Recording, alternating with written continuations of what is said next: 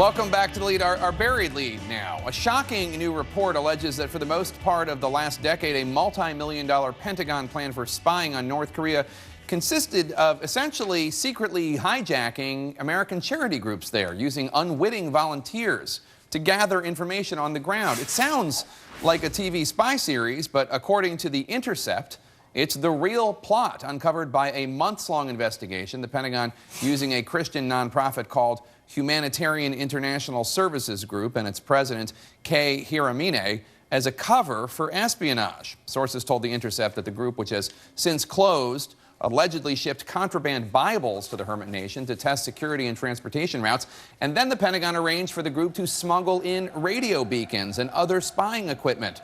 Government funding enabled the charity to grow, and with it, the Pentagon's knowledge, presumably, of Kim Jong-un's super-secret regime. The Intercept's Matthew Cole, who broke this story, joins me now, along with retired CIA operative Bob Baer, who is quoted in the story. Matthew, first of all, does reporting this story put anyone at risk? We don't think so, Jake. First of all, the program ended about 3 years ago, so whatever assets they had put into place have at least gone stale. Secondly, we went to the Pentagon about 2 weeks before we published today to give them an opportunity to let us know whether there was anything that was harmful or dangerous, and they had no comment. So I think the real question is whether or not programs like these that use NGOs, people who do legitimate humanitarian work, are really, whether it's a good policy for the U.S. government to use them as cover for espionage because of the risks that do come if it ever gets out. Let's talk about that. What more can you tell us about these shipments into North Korea? You reported that the president of the group never told these volunteers what was going on. Yeah, well, it's a little murky as to who within the company knew. We know that it's possible that there were a few other executives at HISG who knew, but as far as we can tell and from our sources, most of the workers of HISG had no idea. And the idea is that they acted as a cutout. The Pentagon would task them to get things into North Korea, and they would use, HISG and Kay Hiramine would use the network that they had of other missionaries and other aid workers who could get into North Korea at some regularity to move things, unwitting of the fact that they were doing it for the Pentagon, and in some cases moving equipment without knowing what it was that they might have been moving. Bob Baer, as a former CIA operative, doesn't this raise red flags to you? I mean, this really theoretically could put innocent humanitarian workers at real peril. Well, absolutely, Jake. I mean, you have to look at Abbottabad. We were trying to collect DNA, and, you know, vaccination programs completely went under there, and the Pakistanis turned on them. And this puts at risk all Christian missionary groups across the world that work in hostile areas. They're going to be called spies, and they're going to be looking at this North Korean thing. Yeah, it puts them at risk, absolutely. And Matthew, this program was secretive, you say, with very little oversight throughout both the Bush and Obama administrations. Why was it able to continue as long as it did? Well, first of all, the nature of the way it was classified meant that it was very limited in terms of who outside of the people in the Pentagon knew. We know it was briefed to the Appropriations and the Armed Services Committee. We know it was probably briefed to the Intel committees, but in those briefings, it's only the chair and the ranking members. No staff is allowed in. They're not allowed to take notes.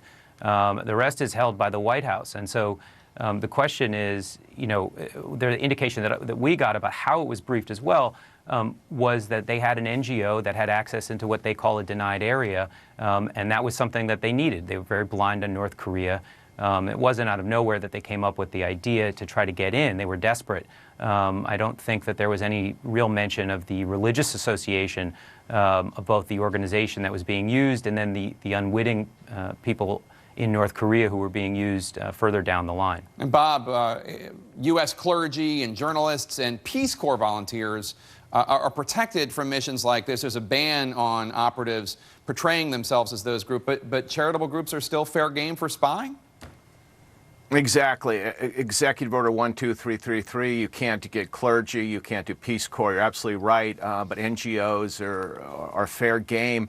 But I think, Jake, the real thing is these operations never work. I've been involved in these going back to the 70s, and they just don't work. There's just collecting what we call trash and ash And at the end of the day, if you don't really have controlled assets in North Korea, they're not going to work. So I think we put these missionaries at risk for no possible gain. And I think this, Cole's story is very good in seeing how desperate we are to get intelligence in North Korea. We just don't have any. So this story tells us a lot of things about where we stand with that country. And Bob, it seems like it would be terrifying, the idea of how many programs out there like this might exist, and there just is very minimal, if any, oversight, as Matthew describes in his piece.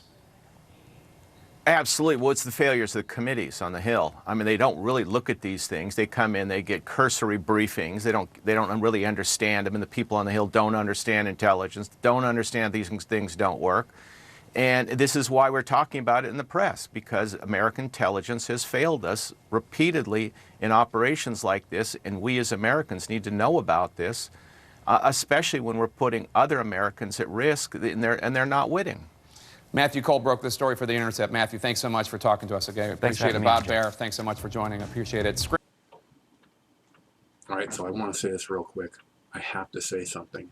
Again, the bloodthirsty psychopaths in the Pentagon are putting the best of the best Americans into harm's way for no reason except for their bloodthirsty psychopaths.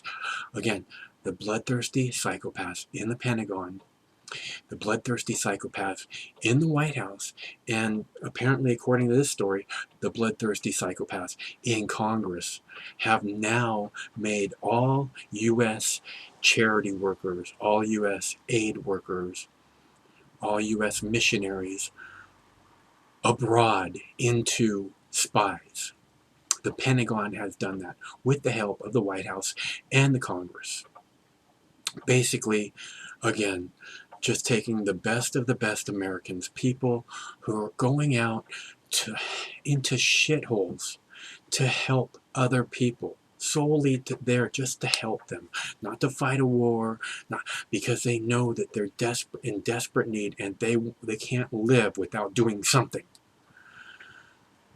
U.S. missionaries, U.S. charity workers, U.S. aid workers going to foreign countries are now all considered spies because the Pentagon has been using them unknowingly to them, unannounced to them, unwittingly to them.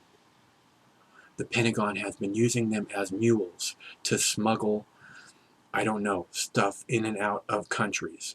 North Korea in particular in this story is mentioned. But if they're doing it in North Korea, they're doing it everywhere.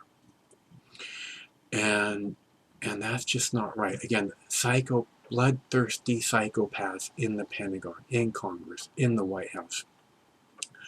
We talk about putting our soldiers into harm's way every single time now. If you hear one of them say, putting our soldiers into harm's way, that's what they did with every single charity worker, every single U.S. charity worker in the world has been put into jeopardy for no reason except for their bloodthirsty psychopaths in Congress, in the White House, in the Pentagon.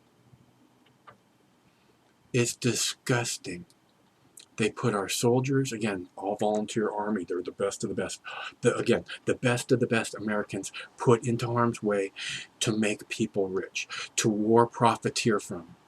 That's the only reason they're such scumbags. They need to be stopped. They're destroying our future. The Pentagon, the White House, the Congress, all these people must be put into prison in order to protect the good Americans. Why is there just bloodthirsty fucking psychopaths that are in the positions of power? Why? And why is it that we're not taking them out behind the chemical shed to put an end to this once and for all?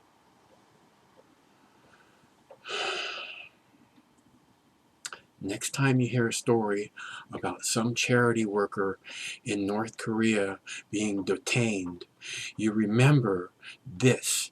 It's because of bloodthirsty psychopaths in the Pentagon, in the White House, and in Congress. and that aid, and they may be rightfully detaining that person because that person might have smuggled stuff in that they know they weren't supposed to, even though they didn't know they were doing it. And then they go, "Oh, I don't know anything," and they don't, and they probably get tortured because of bloodthirsty psychopaths in the Pentagon, in the White House, and in Congress. That's what they do with the best of the best Americans.